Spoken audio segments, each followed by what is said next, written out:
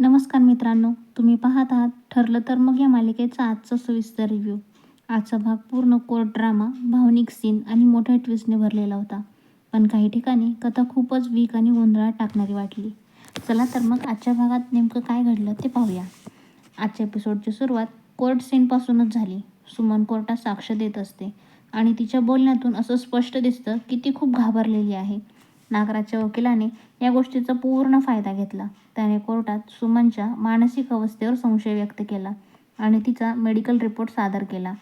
त्या रिपोर्टमध्ये सुमन मानसिक तणावाखाली असल्याचं नमूद असल्यामुळे जजने तिची साक्ष तात्पुरती ग्राह्य न धरण्याचा निर्णय घेतला. हे पाहून नागराजला खूप मोठा दिलासा मिळाला. यानंतर रविराज कोर्टात उभा राहिला आणि त्याने अतिशय भावनिक भाषण केलं. गेल्या 22 वर्षात त्याच्या आयुष्यात काय काय घडलं, त्याची बायको आणि मुलीने किती त्रास सहन केला, या सगळ्या गोष्टी त्याने कोर्टासमोर मांडल्या. नागराजने केलेली फसवणूक आणि कट कारस्थानं उघड करण्यात आले. त्याने कठोर शिक्षेची मागणी देखील केली. हा सीन खूपच इमोशनल आणि पॉवरफुल होता आणि आजच्या भागातला सर्वात बेस्ट सीन म्हणून म्हणता येईल. यानंतर अर्जुनने महिपतला साक्षीसाठी बोलावलं, पण महिपत पूर्णपणे गप्प राहिला. नागराजच्या धमकीमुळे तो काहीही बोलायला तयार नव्हता. अर्जुन कितीही प्रश्न विचारत होता तरी महिपत काहीच बोलत नव्हता. यामुळे कोर्टात नागराजविरुद्ध ठोस पुरावा मिळणं अजून कठीण झालं. यानंतर अर्जुनने कोर्टात एक महत्त्वाचा पुरावा सादर केला, ज्यामध्ये नागराजने स्वतः गुन्ह्याची कबुली दिलेली असते. पण नागराजच्या वकिलाने AI आणि फेक व्हिडिओचा मुद्दा उपस्थित करत हा व्हिडिओ खोटा असून तो शक्यतो दाखवलं जातं. त्याने कोर्टात हा डेमो व्हिडिओ तयार करून दाखवला आणि जजला हे पटवलं की आजकाल टेक्नॉलॉजीमुळे कोणताही व्हिडिओ बनावट करून सादर करता येतो. जजने हा पुरावा अंतिम पुरावा म्हणून स्वीकारला नाही आणि नागराजला पोलीस कस्टडीत ठेवण्याची गरज नाही असं मत व्यक्त केलं. त्यामुळे नागराजला जामीन मिळण्याची शक्यता वाढली आणि अर्जुन, सुमन आणि रविराज सगळे टेन्शनमध्ये आले.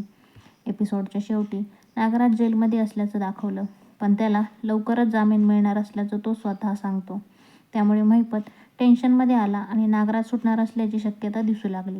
कोर्टाबाहेर अर्जुन, सायली, सुमन आणि रविराज चर्चा करत असतात.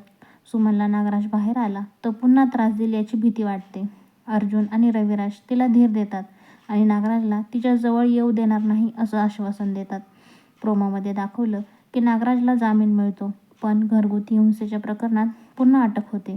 त्यामुळे नागराज पूर्णपणे मोकळा होणार नाही असं दिसतंय.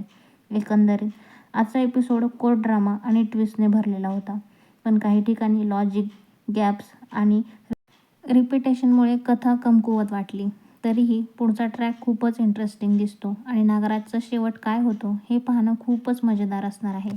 तर मित्रांनो, तुम्हाला आजचा एपिसोड कसा वाटला ते कमेंटमध्ये नक्की सांगा. व्हिडिओ आवडला असेल तर लाईक करा, शेअर करा आणि चॅनलला सबस्क्राईब करायला विसरू नका.